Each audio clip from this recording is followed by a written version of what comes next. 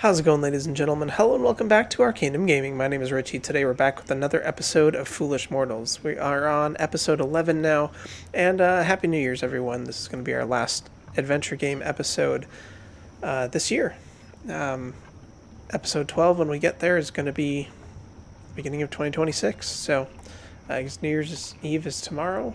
So yeah, Happy New Year's. Hope you guys also had a great Christmas. And, yeah. So let's get moving here. So last time we played, we found Xavier's resting place in the cave. And now we finally found some grease at the mill, which I had looked over before and ignored because I thought it was just part of the wood grain of the beam or something like that at the bottom. I was able to figure it out from one of the passive hints. Where am I going? Right, back to the house.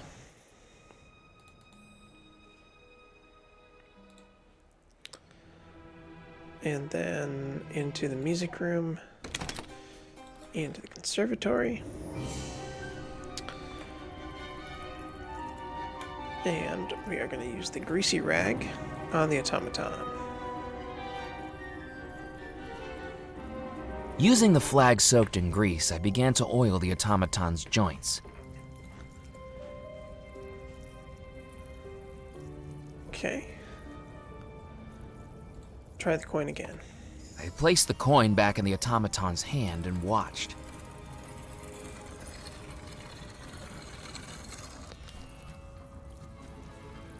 Oh. The cap of the scroll case opened and revealed something inside. Well, there's life in the old thing yet. Gives us all hope, doesn't it? Okay, I thought it was going to, like, lower the fountain down into a staircase or something. I picked up the piece of paper that had fallen from the statue. Unrolling it, I discovered it was a death certificate, all filled in except for one key piece of information. The name was missing. It was certainly a clue, but who did it belong to? Certify that blank has died on the first day of April, the year of our Lord 1898. Buried at St. Juniper's Church Cemetery on the 31st day of March in the year of our Lord 1898. Cecil Belmar Edgar Kettle? Okay. We gotta go take it to Edgar, I guess. See if he can remember who was buried. Come on, map. Church. Graveyard.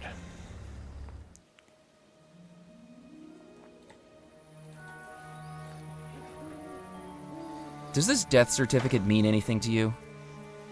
The name hasn't been filled in, but it says you were the Undertaker.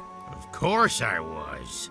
Nobody else on the island would do it, now would they? I was wondering if you remembered who it was you buried. That was over 30 years ago. Do you know how many bodies I've buried in my career? I couldn't tell one corpse from the other. This may surprise you, but I don't get that attached to them. They don't make for very stimulating conversation. Is there any way I could find out who it was? Well, you've got the date they were buried. Maybe there was an obituary. Thank you. The newspaper. Dead nettle. As I returned to the docks, I realized that Dead Nettle's usual smell of sea breeze and rotting fish had been replaced by something far more pleasant. The smoky scent of a fish I thought I recognized. Hello again, Mac. I hope you don't mind, but you left your fish hanging there. No sense in letting a fish that size go to waste. I've started cooking it up. It'll be the tastiest fish this side of the Mississippi. We can tuck in as soon as it's cooked. I tried to hide the realization growing on my face. A mouthful of taxidermy stuffing and chipped teeth from the iron horseshoe hidden inside wouldn't be the culinary sensation Ned was after. Sounds great, Ned.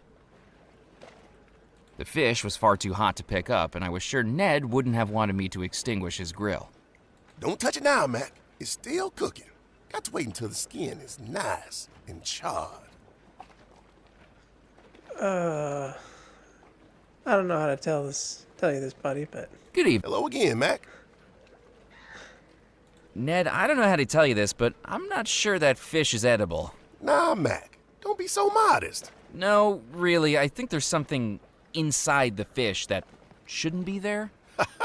You almost had me there, Mac. Ned was a nice guy, seemingly too nice to believe what I'd stowed in that fish. How's the grilled pancoza coming along? Sizzling up nicely. I have to keep checking it every few minutes. Make sure the fire isn't too hot. Make sure the skin doesn't get too charred. But don't worry, I'll let you know as soon as we're ready to eat. Catch you later. See you around, Mac. watch the fire. What if we use the bellows on the grill? If Ned wanted to wait until the fish was cooked to tuck in, it was time to turn up the heat.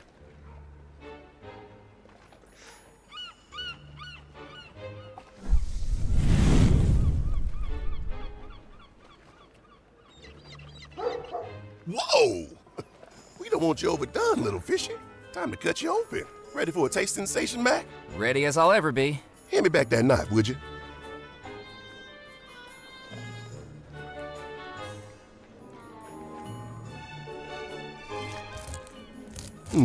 That's strange. There's something in here. A horseshoe. Now, how did that get in there? Mac, I think your fish is stuffed. Well, knock me over with a herring. I'm shocked. Does this mean my record doesn't count? I hate to break it to you. Did I hear what I think I heard? Out of the way, Buster. Evelyn, what took you so long? The record-breaking Pancoza was stuffed. The new record was a sham. Murphy, what have you got to say for yourself? You've caught me red-handed. Well, I don't mean to be coy with you, but this cuts me to the soul. I only entered for the halibut. I can't believe I'm herring this right. I'm cracking up. I'm floundering. I'm carping on and on. I need to clear my head, but let me know if you need anything else from me. I think you've got more of a future in the funny pages than serious journalism, Murphy. Kips, have you got time for an interview with the Juniper Parish Gazette?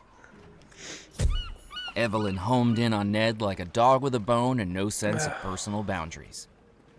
How did you feel when you heard the record was broken? Okay. So that wasn't just for fun. We had to do that to get her out of the office so that we can go through the records. Got it.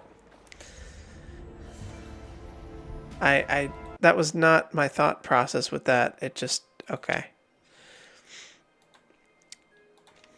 I thought we were just saving Ned and maybe needed the horseshoe back or something, but I guess not. Okay.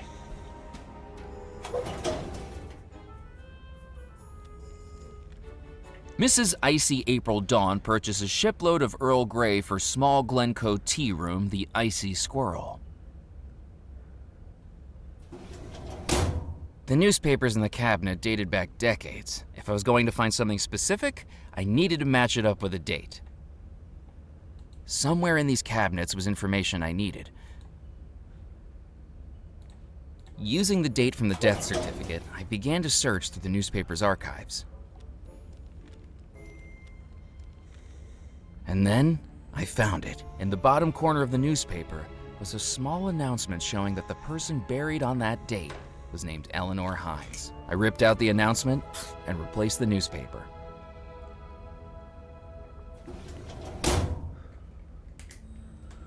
Eleanor Hines. Cecil Belmore at St. Juniper Cemetery. McAllen, I told you can't go back there. Whoops, look at the time. I've really got to be going. That's what we need the shovel for. Going grave robbing. So I had it's a probably name not to real go along grave. with the death certificate. Now it was time to find out where they were buried. Hey, Mac.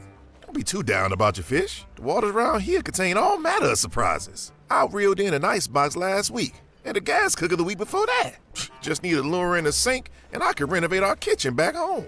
Anyway, I don't think I'm going to be delivering to the Captain's Club tonight. If you see old Felix, ask him if they're running low, would you? The fish was far too hot to pick up, and I decided to leave Ned to his fish.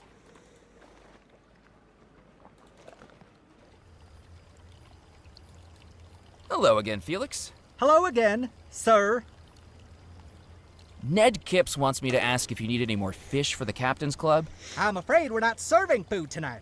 Chef's come down with a case of gastroenteritis from undercooked fish, ironically. But if we did need some, I'd be rather wary of getting it from the Dead Nettle Pier based on the rumors I've heard. A horseshoe and a pencosa. I wonder what aquatic ironmongery will be next. A candlestick and a catfish, perhaps? I best be casting off. Farewell, Captain. Is that pencosa fish I could smell from the kitchens? Out on the docks, actually. Ned started up a grill. I had a pencosa fish once. To eat? No, I could never eat him. He was a pet of mine. Used to swim around in my bathtub, though he didn't much care for the squeeze when Mrs. Pemberley took a bath. Lived to the ripe old age of 13. I had him stuffed and mounted aboard the Spirit Queen to honor his treasured life. Bernie, I called him. I had the dawning realization that I knew that fish better than I had expected. I wonder what happened to him. Well, he's definitely Bernie now, I can tell you that.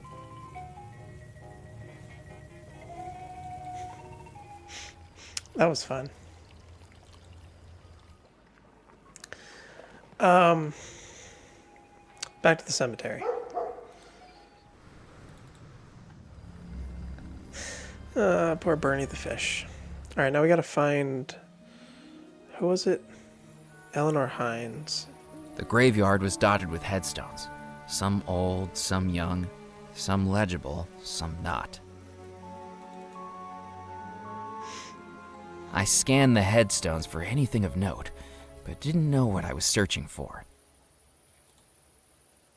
I began searching the graves for the name in the clipping, Eleanor Hines.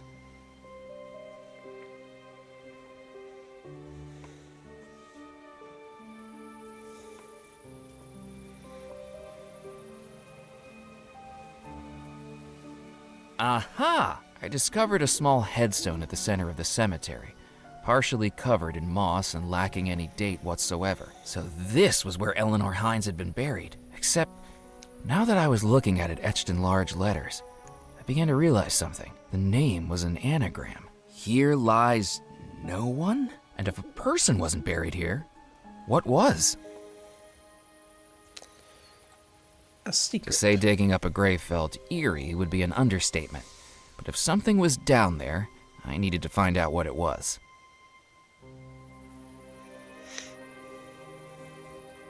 I took out the shovel and began to dig.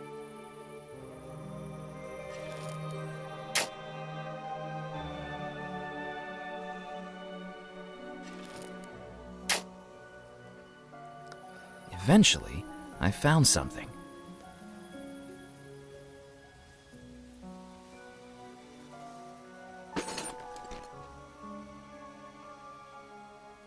Not a coffin, but instead, a battered old chest.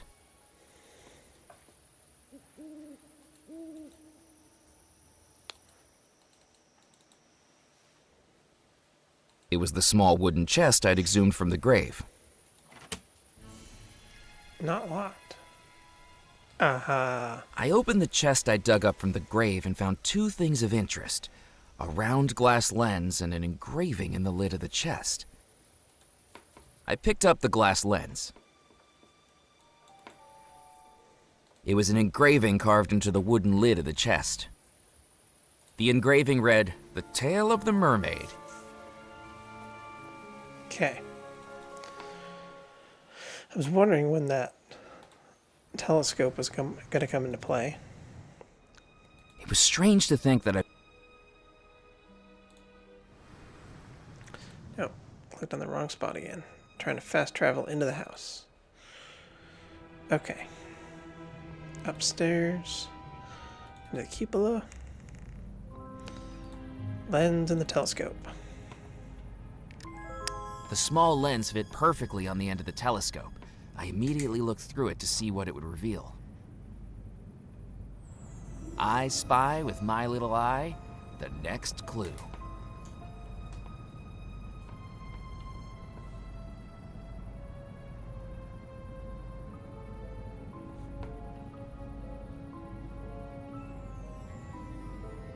Octopus weather vane. This kind of looks like a Clearing mermaid offered tail. plenty of places to bury the next clue. Something that looks like the tail of a mermaid.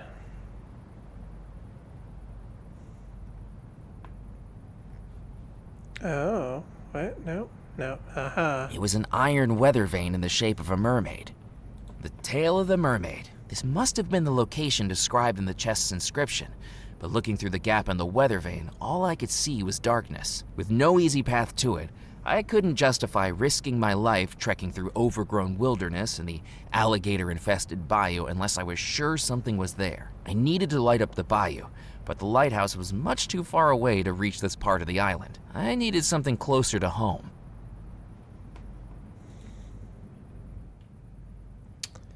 Aha. The fireworks. Oh, yeah. It's all coming together. Matchbook. I took a match out of the matchbook, dragged it against the striker. Light the firework. Get inside.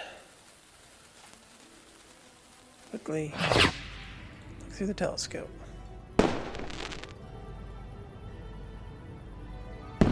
Illuminated by the glow of the fireworks, I could see something through the mermaid weather vane. It looked like a wishing well.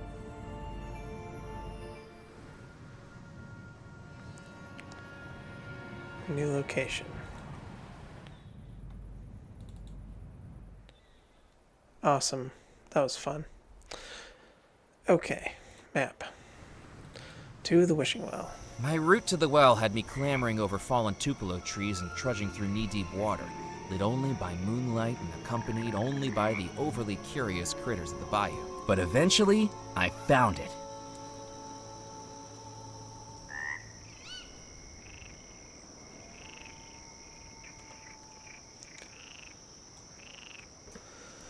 Alright, we got In ourselves the a center wishing of a well small here. island was a stone well, decorated with metal filigree. Carved into the stone on each side was the face of a gorgon. I looked down the well. I couldn't see the bottom. Perhaps the darkness concealed the next step of my treasure hunt, if I could find a way down into it.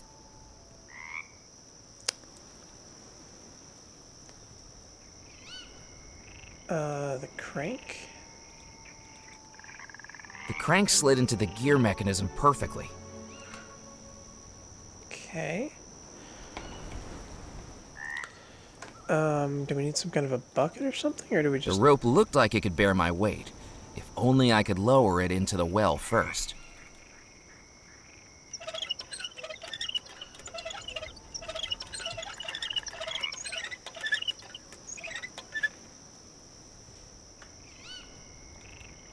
I'd heard of throwing a coin down a well to make a wish, but never of throwing yourself down. I just had to hope a 30-year-old rope could still hold my weight.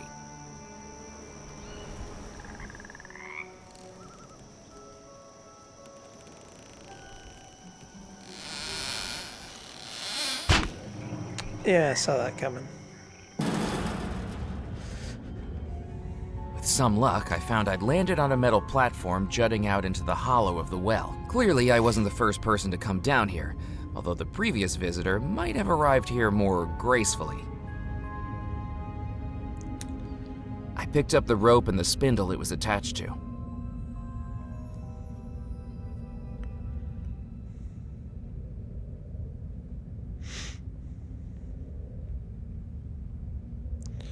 Can't look up at the hole in the roof because of the inventory system, but that's okay. Alcove here. Unless I planned on jumping even further down into the well, the alcove looked like the only route out. But as I ran my hands over the bumps in the darkness, I couldn't find anything but cold, wet stone. If there was something there, I'd need some illumination to find it. Greasy rag on the Knowing stick. how flammable the grease-soaked cotton would be, I wrapped it around the spindle to form a rudimentary torch. And light it up.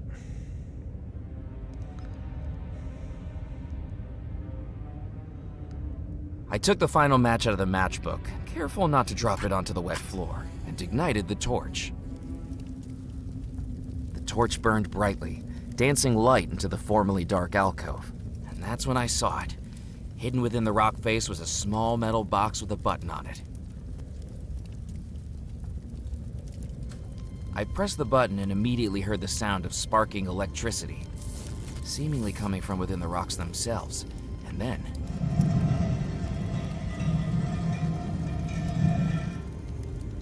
Excellent.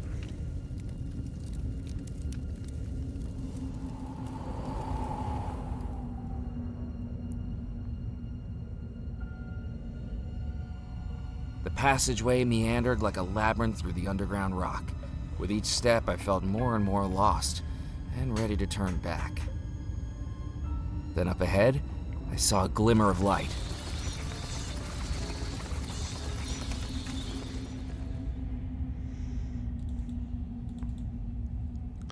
Staircase. Top of the stairs appeared to be a dead end, but the wooden board blocking my way and the muffled sounds of electricity suggested there was more to this passageway than met the eye.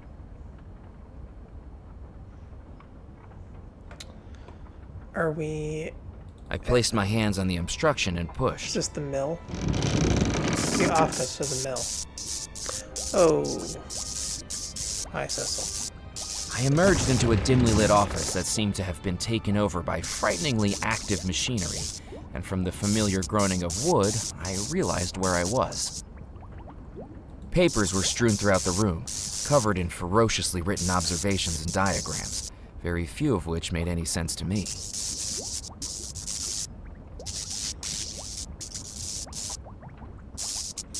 The large machine looked like something out of the story Frankenstein, fizzing occasionally with stray sparks. Cecil Belmore's skeleton lay hunched over his desk, a knife still in his back.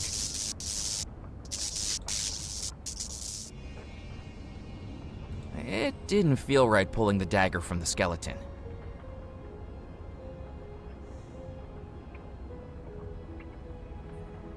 I solved your treasure hunt, Cecil. I hope you don't mind me taking this as my reward. Alright, we got the final key. Murphy McCallan, you will pay for your insolence. I have the third key now, Rackham. The treasure doesn't belong to you. I will get to the Belmore treasure before you. Do you think this is a game, Murphy McCallan? You Yes. are toying with things beyond your understanding. I think you're just nervous that I'm closer to finding the treasure than you are. I will not be defeated by a mere mortal. Even if you claim the treasure, I will haunt you to the ends of the earth. There will be no escape from the terror and misery I will bring down upon you. That's when you Each use the time stone on you Rackham. sleep, I will turn your every dream into an unending nightmare. I've survived your attempts to kill me twice now, Rackham. Maybe you're not as powerful as you think you are. Even with the 3 keys, do you really think you can beat me to the treasure, Murphy? You are a mortal. I am an all-powerful spirit. I have looked upon the face of death, and still I remain here. Now it's time for you to look upon death too. Just as Cecil Belmore's blood poured from his body, so shall yours.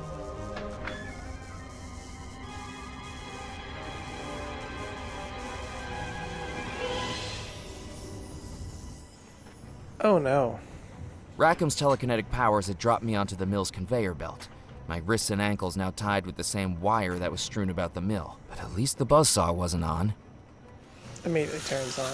Yeah. And then it got even worse.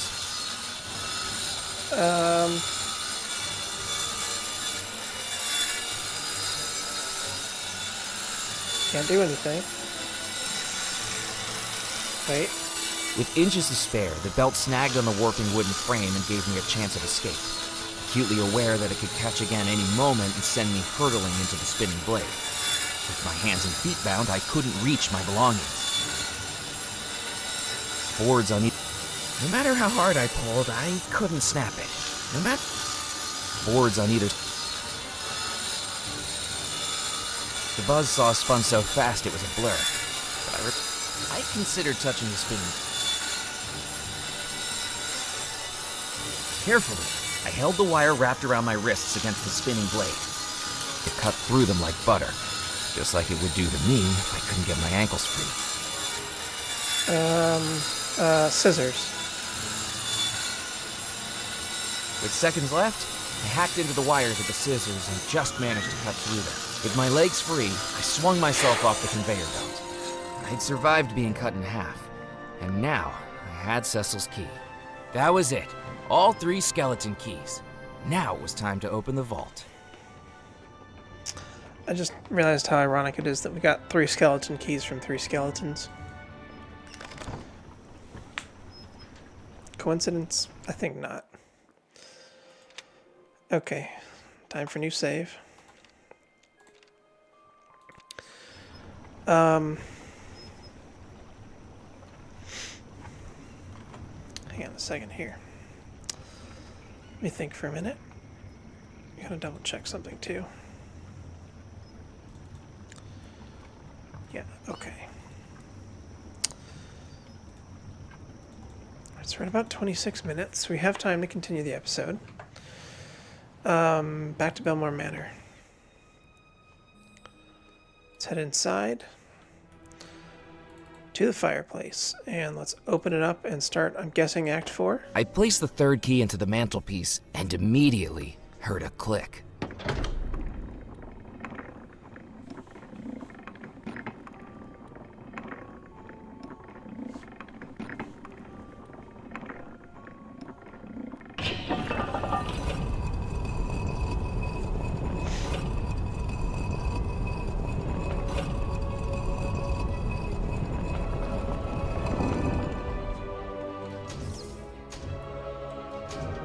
I didn't know what exactly I was going to discover beneath the house, but it was time to find out. I wouldn't go down there if I were you. This is the only way to save everyone in the house. I need to see what's down there. A cry for help will make no sound, with secrets deep below the ground. Dare he walk into the black, for once he's in, he won't come back. Part 4, The Coffin Stone.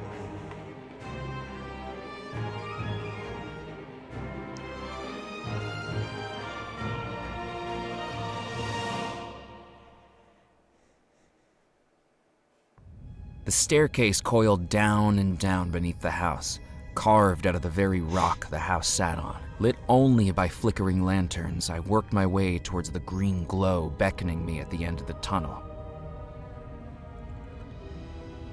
Finally passing through the frame of a large metal door and into the Belmore Vault.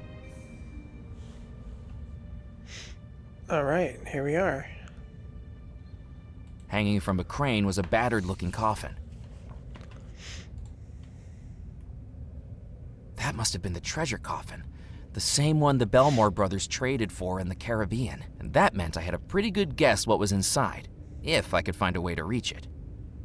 It was a huge mechanical crane reaching out over the chasm.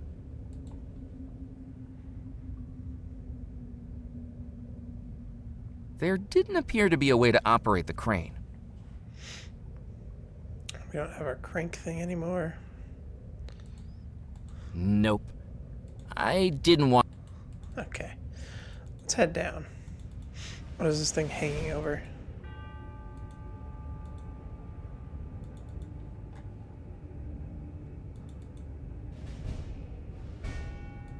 This isn't creepy at all. Oh, hand wheel. Okay. I reached down to the hand wheel and pulled it from the glowing water, careful not to splash any on myself. The entire vault was flooded with spirit water, its glow illuminating the cavern. I emptied the bottle and filled it with spirit water.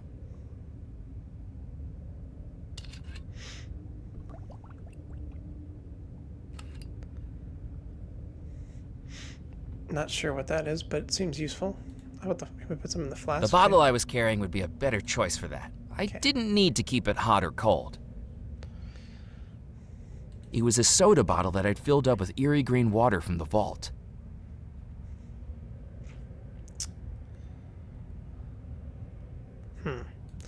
Okay. Let's head back up here.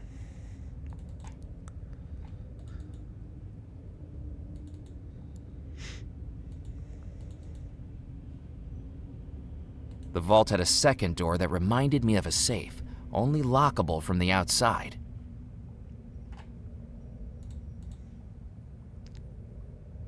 The handwheel slotted perfectly onto the axle of the crane.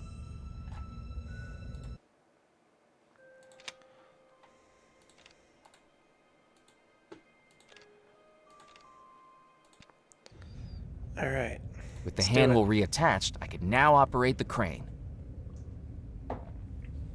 Okay. With the handwheel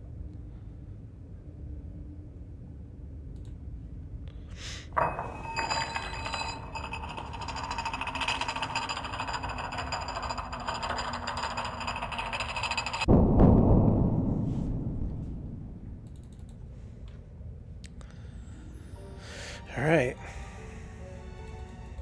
Got a bad feeling about this.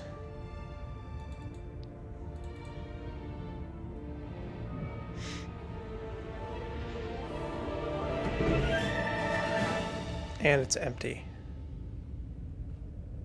Nope. As I peered into the coffin, I saw for the first time the cursed artifact that had caused all of this. The coffin stone. Its surface is black as brimstone, each crack faceted like an emerald. Simultaneously beautiful and terrifying.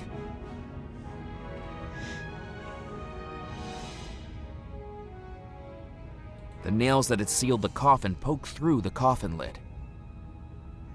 I couldn't remove the nails with my bare hands. One by one, I pried the old nails from the coffin. If I learned anything from Monkey Island 3, coffin nails are always useful. I guess we used them earlier.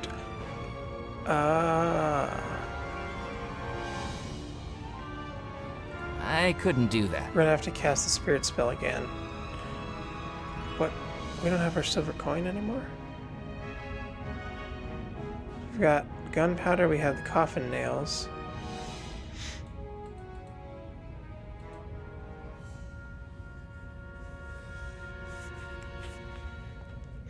And we don't have most of this stuff, actually. I don't know. Maybe I'm on the wrong track here. And so the elusive artifact is found. Rackham, you've lost. I found the coffin stone before you. Your plan has failed. Congratulations, Murphy McCallan. But now I think it's time you hand it over to me. I'll never give it to you. Give it to me, or die. You've attempted to kill me 3 times now, and every time you've failed. You don't scare me anymore. Yes. How convenient that you managed to escape 3 times. Such failure on my part would be terribly embarrassing. It's almost as though it was planned that way. Planned? Could perhaps the perpetual threat of an evil phantom have motivated you to quicken your pace in finding the coffin stone? Without a demonstration of the threat, you might well have walked away. But you did exactly as I wanted. My powers outside this house may have been constrained to mere projections, and yet everything I needed was accomplished by you. You wanted me to find the stone? Now the foolish mortal understands. And just as you hold something valuable to me, I hold something that is valuable to you. Abigail. Abigail, are you okay? I'm afraid she's very much under my spell again, McCallan. And for the final time, too. Her final struggle to escape the spell. All that energy she spent to warn you, wasted on someone as worthless as you. Now, because of it, she's trapped forever. I'll save her. I'm afraid it's too late for that. I'll use the coffin stone to save her. You know nothing about the stone, McCallan. Do you even know how to use its powers? I know enough to not let you have it. Let me tell you the final piece of the puzzle. The Belmore treasure will belong to me. For years, I have studied and mastered powers beyond anything you could know. I deserve that stone. But as you've come to learn, Murphy McCallan, this magical artifact has one important rule. It will only work for its rightful owner. It cannot be stolen. It can only be bought or traded or inherited. I knew the Belmores would never sell or trade it to me of their own volition. But if I were to marry Abigail, all our worldly goods would become one another's. If she inherited the entire Belmore estate. Perhaps I underestimated her infatuation with that sailor. The need to look into the eyes of her true love as she vows I do. But tonight, it's time to perform the wedding again. And if she needs to gaze into her true love's eyes to go through with it, this time I will make that happen. Don't you remember yet, Murphy? Only you could be lured to the island. Only you could summon the spirits of the house. Only you heard the call of the treasure within. You've been here before. Are we like the sailor Walking reincarnated? through the port town of Dead Nettle, I could sense its history in every stone, brick, and plank. I know what your mind sees when your eyelids close. Tell me, Murphy, what do you dream of? I've been dreaming about this treasure since I first read about it. It's like it's calling for me to find it. It's like it can infect your dreams. Even without lights on, it felt like something inside the house was calling me, or warning me. I suppose fate will always bring two soulmates together, even when they least expect it. It's very rare for someone to come back from the other side. It can happen. And Murphy, this ghost story, now it's your story too. You came back. You were the sailor, Murphy McCallan. Welcome home. It felt like I was falling through every memory of my life, and then every memory of the life I once lived, the realization crystallizing in my mind like a flash of lightning. I was the sailor. I remembered everything, an entire relationship coursing through my mind in seconds, and the tragic way it ended. But I'd come back for her. Abigail, you don't have to marry him. I remember. I loved you. I still love you. It's too late, McCallan. She's my bride-to-be now. I don't She think broke so. free of the no. spell the last time you tried to make her say I do. She'll do it again. It's me she wants to marry. You're right about that. This time, it'll be your eyes she sees before her. I promised you death, Murphy, and I intend to deliver. For 33 years, I was trapped in this house. Now you'll be trapped here for eternity.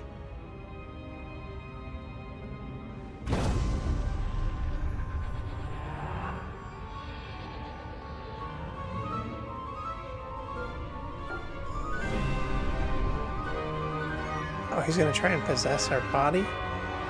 We gotta get him out of our body. Such a feeble vessel, but I'll have to make do.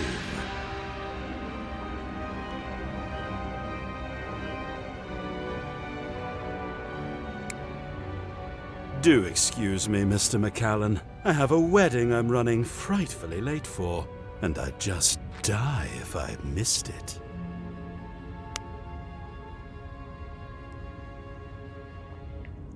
And that's how I died. My body torn from its spirit, and then possessed by Rackham for his evil ends. All those times I'd read about the ghosts of Belmore Manor, and now I was one of them. But just like those ghosts, death wouldn't be the end for me.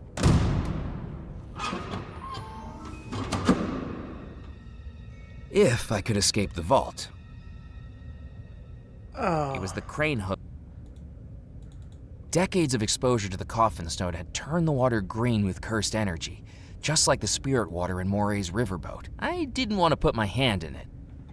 In taking my body, Rackham had also taken all the belongings I'd collected. I wondered what he'd done with them. My whole inventory.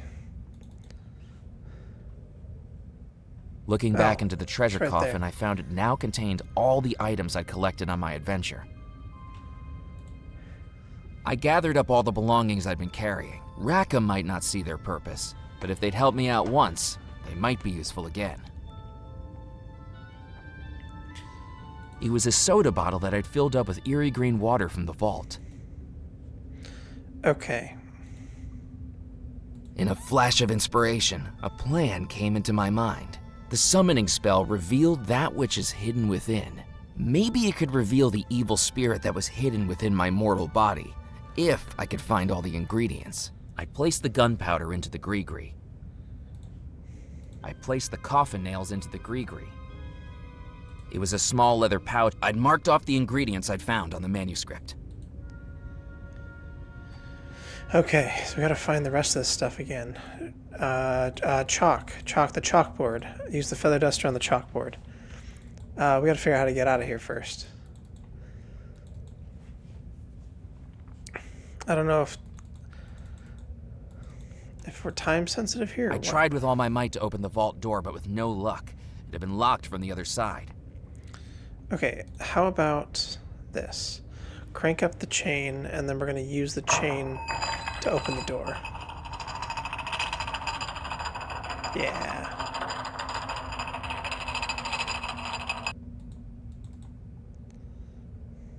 The hook hung out of reach. Shovel? Nope. Rope. I'd once won a wooden whistle in a lasso game at the county fair. Now it was time to play the game with a little more on the line.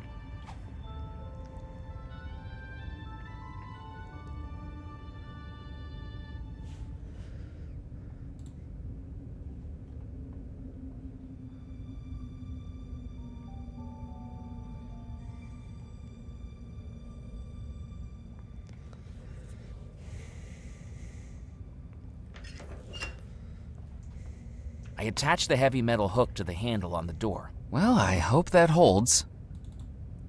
Me too. Just long enough to open the door, that's all we I need. turned the hand wheel, pulling the chain taut, but the vault door remained secure in its frame. It must have still been attached somehow. Still been attached. The vault had a second door that reminded me of a safe, only lockable from the outside. The vault had a second door that it was the sturdy handle used to open.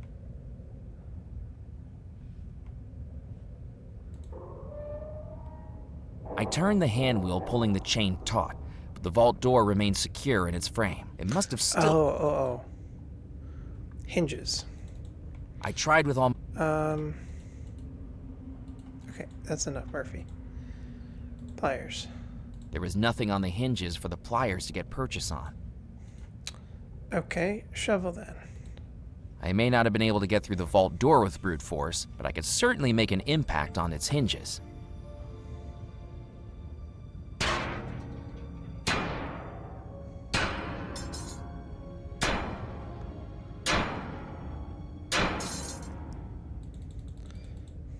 Perfect. All right, come on, back to the wheel.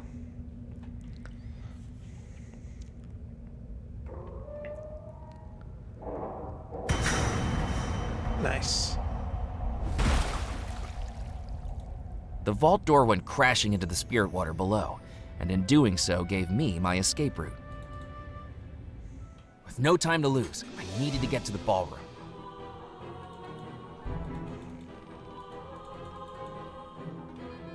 We are gathered here today to join Abigail Belmore and Murphy McCallan in holy matrimony. Rackham's plan was taking shape. At the far end of the ballroom, Father Foskett was delivering the rites that would wed Abigail to Rackham, even if he'd possessed my body to do it. I needed to stop the wedding, and I didn't have much time left at all. Okay, save the game. Continue. Okay, feather duster, chalkboard. Feathers were too soft to clean the chalkboard.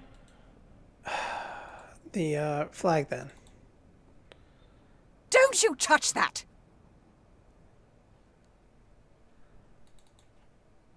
Good evening, Mrs. Craddock.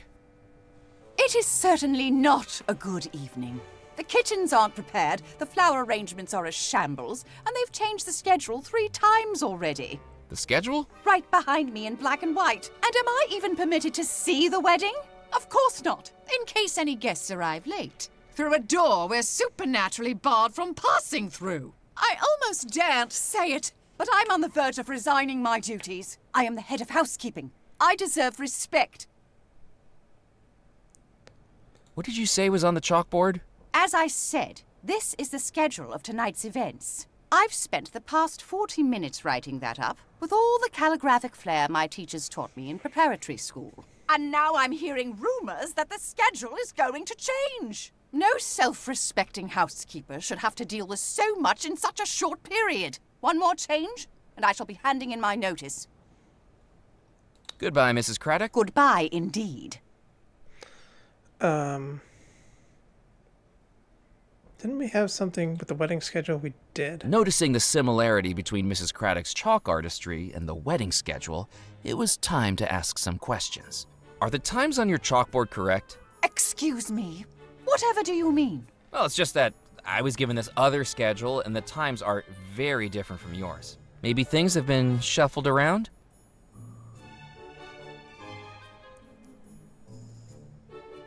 No, this can't be. How am I expected to work under these conditions? A wedding is a once-in-a-lifetime event. If they keep reconsidering every decision, I can't be expected to keep up with it. Yep, definitely different. This looks like it'll take ages to fix. That's it! They're already at the altar. I shall be taking my leave. Somebody else can hand out the vol au vents. With the noise and waddling motion of a cranky goose, Mrs. Craddock strode across the grand hall, through a doorway, and out of sight. Perfect. Now let's get the chalk. Like a guilty schoolchild held back after class, I rubbed down the chalkboard.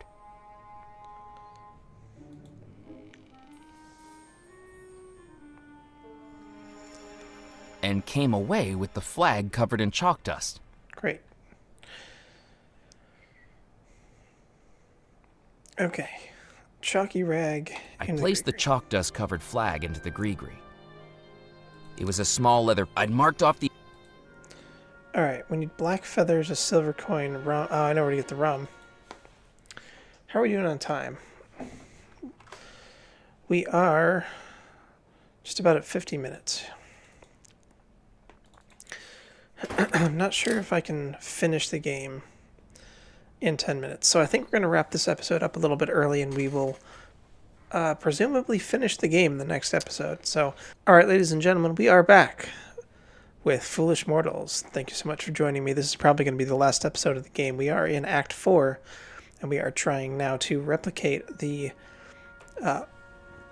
spell that we did at the beginning of the game in order to expose Rackham and stop the wedding. We've already gotten 3 of the 4 items that we need. We need to find black feathers, silver coin, rum, bone fragment.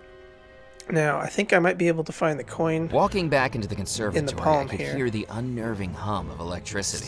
The outer casing of the automaton had been removed. Clearly, Rupert was undertaking some maintenance on it. The silver coin should still be in the hand there. The interior of the automaton was laced with wires, fuses, and other dangerous-looking electrical devices. Even as a ghost, it didn't feel safe to touch anything inside it.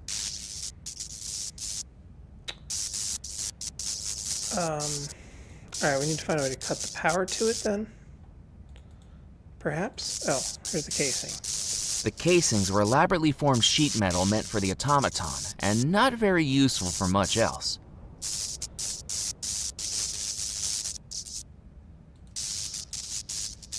The interior of the automaton, even as a ghost.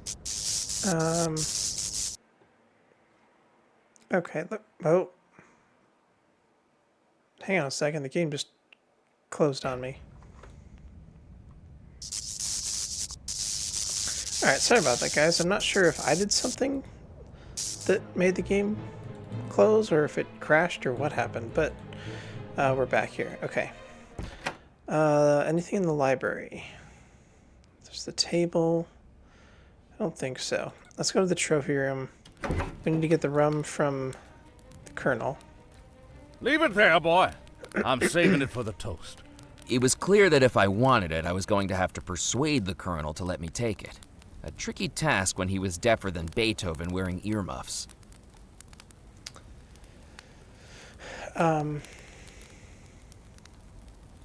Smack him with the shovel? I didn't need to show him that. Let's go check out It was a strange feeling, staring at a decaying skeletal body that, once upon a time, used to be me. Knowing the skeleton belonged to a former version of myself, I didn't feel quite as uneasy taking a piece of it. Using a piece of our own skeleton there. As the bone fragment. I placed the skeletal finger in the gree-gree.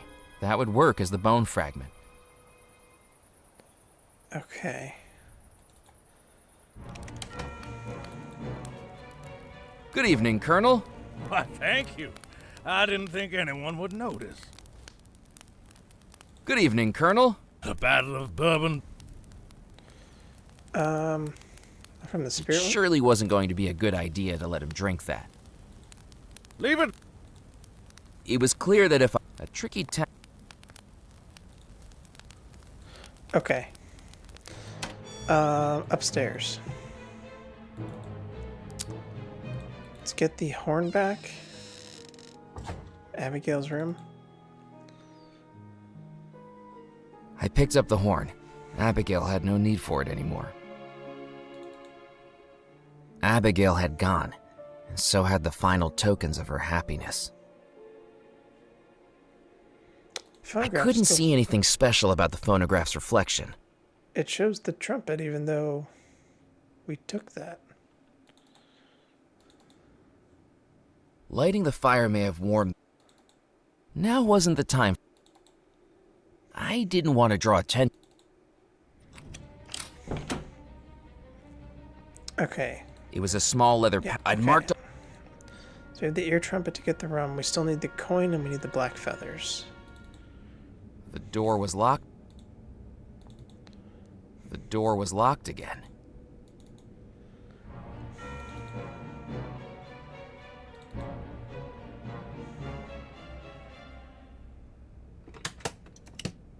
The trunk was empty.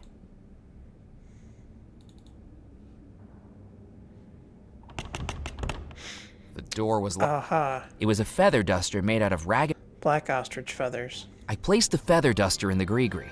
That would work as black feathers. Okay. Downstairs. Let's go and save again, just in case.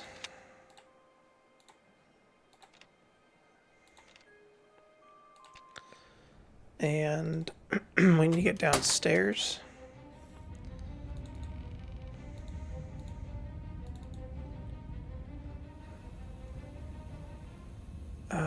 It was a small paper label used magnetic carriage, theater rotation, orrery track, electrograph.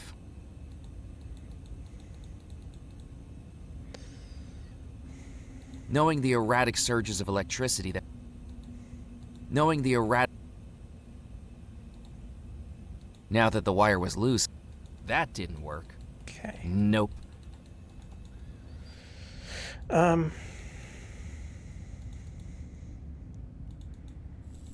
Anything useful over here? Can we take another fire? Now wasn't the time for a celebration. I considered looking. I had already taken the last of. There was nothing large. Okay. Perceivably nothing useful down here. Wait, what about the switch? The barrel lift wasn't. Okay.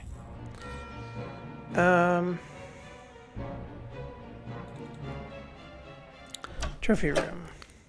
Ear trumpet.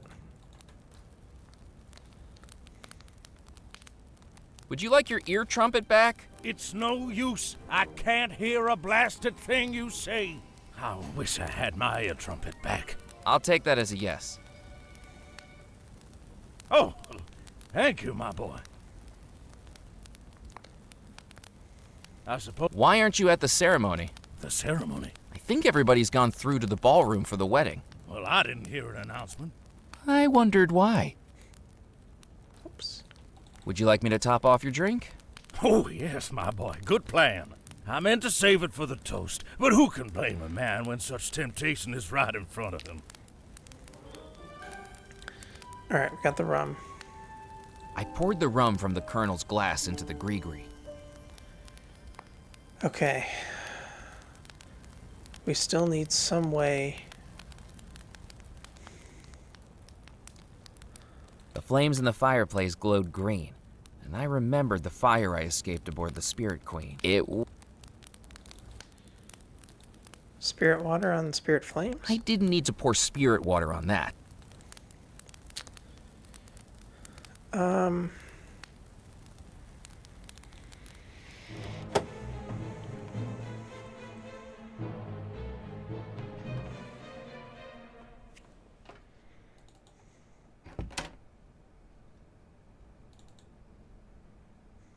My piano repertoire consisted...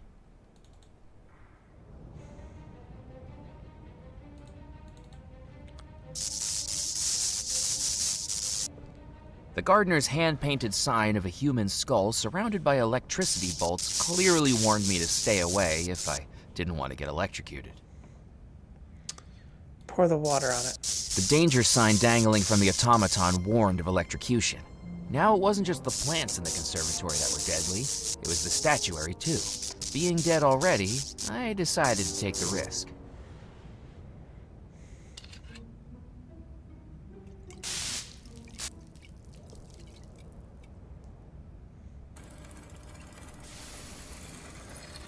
There's the silver coin. I took the engraved coin from the automaton's now open hand. Being made of silver, the engraved coin was just right for going into the gree-gree. That was the final ingredient. Now I just needed one more thing, an image of the focus. And this time, the focus was going to be me. Our captain's license. I remembered the photograph of me that had been taken earlier that night, still privately tucked away inside the captain's license. I folded it up and placed it inside the gree-gree, knowing that it would work perfectly to direct the spell towards its focus, my own body. So the spell was ready. Now it was time to confront Rackham. Alright, we did all that in just 10 minutes, so I guess my worries about that were unfounded in the last episode, but maybe we'll just stick this at the back end of that then and not make a whole extra episode out of it.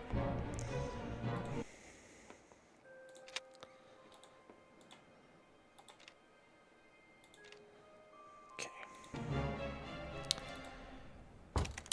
Alright, here we go. Just as the sun rises to warm the earth each day, may your love rise anew each morning. If anyone can show just cause why these two may not lawfully be wed, speak now or forever hold your peace. She doesn't love him. You meddlesome fool! I am her groom. I will marry her. Rackham has been using dark magic. The bride is under a love spell, and he's possessed my body for this wedding. Your claims are the ravings of a madman.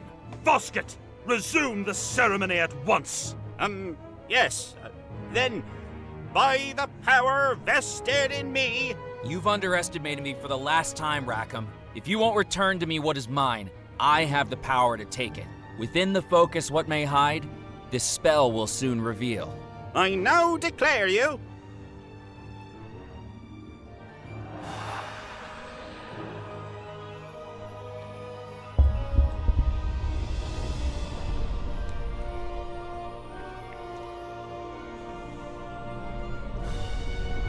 husband and wife. Murphy, I'm back. We're married. No! No! You may now kiss the bride.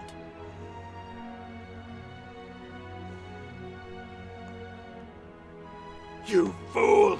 You've destroyed everything! I've saved everything, including the one I love. But there is one thing that needs to be destroyed, Rackham, and that's you.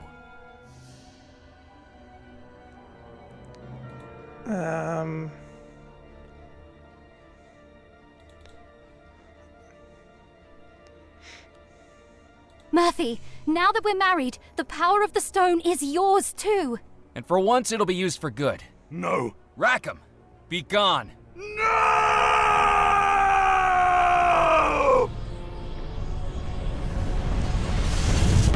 Can we use it to bring Abigail back to life?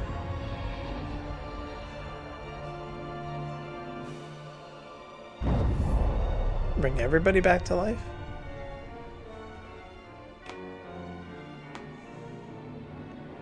I knew you'd do it, Murphy. Do you remember now? I can't believe I ever forgot you. I knew you'd come back. Even if just for a final goodbye. Goodbye? Why goodbye? The spell is broken. The ghosts of the house are able to move on. And as I looked around us, I saw each ghost in the audience fading away as they passed over to the spirit realm, each with a grateful smile, with a heartbreaking realization. I knew Abigail would be next. Murphy, I think I have to go with them now. I can't lose you again, Abigail. It was worth it to see you one last time. You've freed me. Thank you, Murphy, for everything. No, I won't let this be the end. Use the stone. The coffin stone glowed green with the stolen years of Rackham's life. For once in a lifetime of evil, Rackham could do something good. The coffin stone captures a person's remaining years, and now it holds Rackham's. Abigail, I give them to you.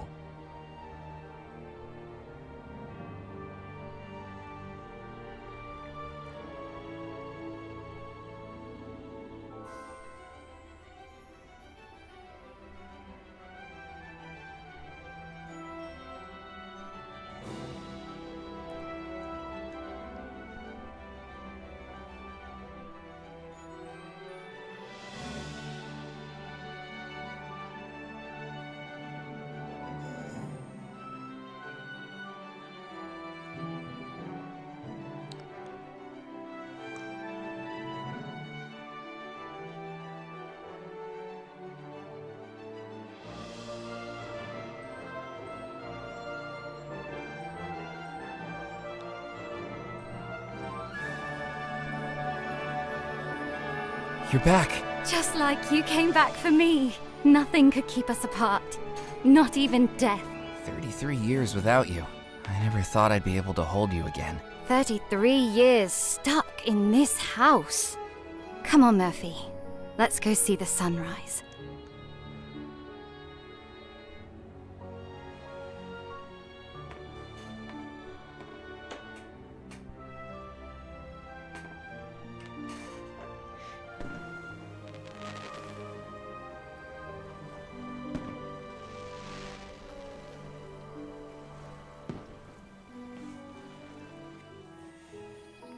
So how does it feel being a treasure hunter? It would have been easier if I'd remembered what the treasure was this whole time. All those dreams I had of a treasure calling out to me from this house. It wasn't $13 million. It wasn't even the coffin stone. It was you. You were the treasure. And you found me. Why did nobody tell me who I was from the beginning? What happened to all the ghosts in the house? Why did nobody tell me who I was from the beginning? You couldn't just be told you're in love with someone you don't recognize. You needed to remember it yourself. I knew it would happen eventually. Why did nobody living recognize me? Rackham had all kinds of powers I'm not sure we'll ever understand. For years, he'd been trying to erase all memories of you. His plan relied on it. To everyone else, you became just a blur. How could anyone really make the leap to realize you're a reincarnation from 30-something years ago? You didn't even know it yourself. How did I come back from the spirit realm? Don't you remember? No, I remember the moment I died, and then the earliest memories of this new life I've been living, but nothing in between. Madame Planchette told me that spirits can come back if their ties to the mortal realm remain strong enough. But even she doesn't know more than that. Who knows if we'll ever find out? What are we going to do with the coffin stone? It stayed safe in the vault for over 30 years. For now, perhaps that's where we should return it to. I think it's our duty now to watch over it, to make sure it never falls into evil hands. Again. What happened to all the ghosts in the house? They'll all have crossed over now. So many years of life destroyed by Rackham's deeds, and he didn't even need the coffin stone to do it. The spirits no longer have much to keep them here in the mortal realm anymore. They'll be happier that way, and we all end up there eventually. In some cases, we come back. What happened to Rackham? I don't know, but I hope his spirit was destroyed. I'd hate to think it's moved on to the spirit realm. All I do know is that we don't have to worry about him here anymore. At least until a sequel? Maybe. I don't know. So, this is the end of our adventure. This is only the beginning, Murphy. It took a bit longer than we expected, but we're married now, after all these years. The rest of our lives are ours again. Till death do us part. And even longer than that.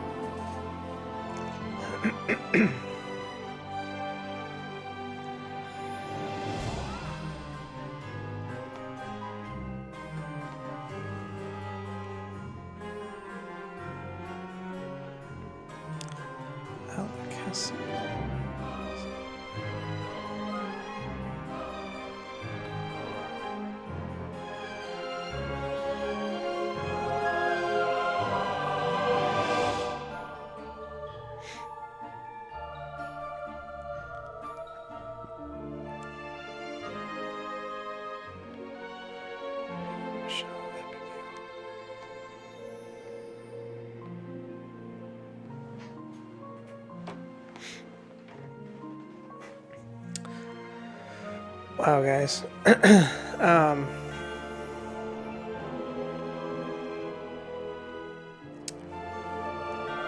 I'm kind of speechless. I mean, this game was so awesome. I like how everything tied together at the end with the final puzzle coming back to the beginning of the game. Kind of reminiscent there of Monkey Island 2 a little bit with that. I gotta say, I maybe should have seen that coming, but I wasn't expecting the twist. Or not entirely, anyway. I had a feeling that we were going to have to get the sailor spirit to come back, but I didn't think that it was going to be Murphy. I thought that he was just going to have to find some way to bring the other guy back to marry her instead of Rackham, but I'm just hanging out till the end of the credits here. I want to see if there's anything at the end. I've seen enough Marvel movies and things like that to know never to skip the credits. I'd love to see like a little end credits scene, something funny between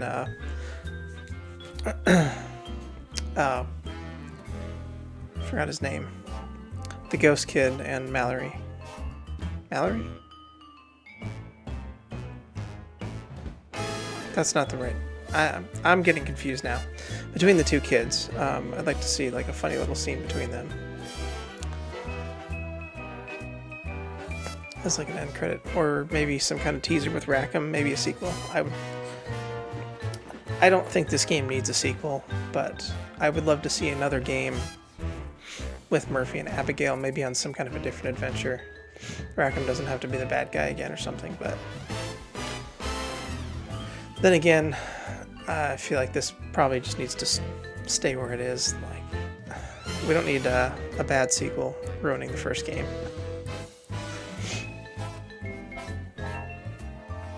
Not that I wouldn't play it, whether it was good or bad, but this was... I'm just rambling now. This was phenomenal. I loved it. I loved everything about this game.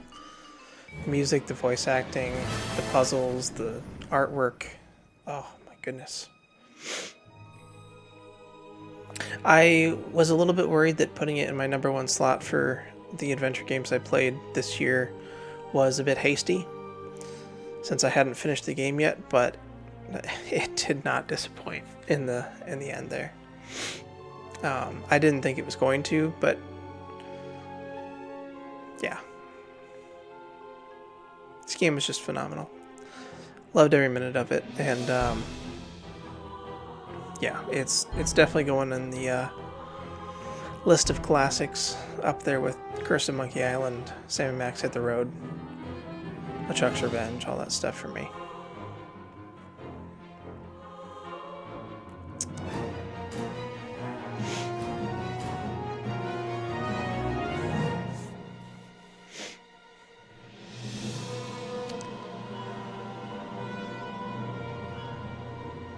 So yeah, now that we're finished with the game, what did you guys think of it? Did you enjoy it as much as I did? What did you think of the puzzles? Did you get stuck in any points? I'm really impressed with myself that I only had to look up one hint this entire game, because there were a couple of puzzles that were very confusing, like the horn. Again, if I hadn't noticed something with that in editing a previous video, I don't know how I would have ever figured that one out on my own. Tying the string to the ghost boy's leg also is the way to solve the hide-and-seek puzzle. That was just kind of a wild guess there. Sebastian, is that his name? Don't remember. Yeah,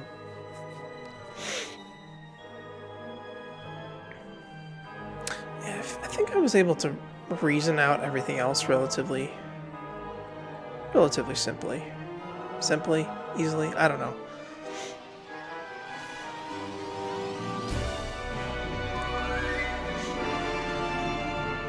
Yeah, this was great.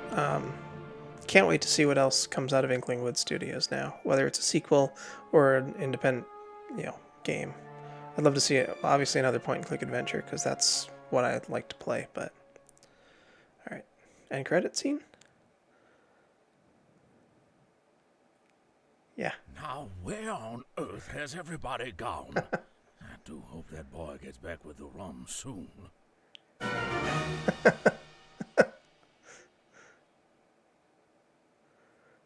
Okay. It's not the one I was expecting or hoping for, per se, but that was funny nonetheless.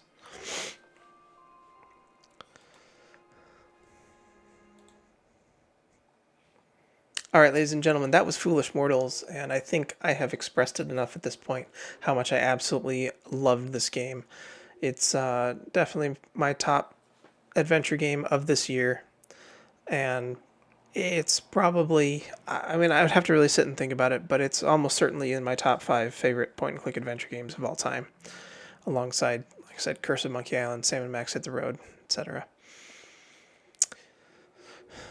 Might actually be in the #3 slot, just thinking about the list. I got to do some more thinking on that before I make that bold of a claim, but this... I really didn't think I was going to love it that much going into it at the beginning.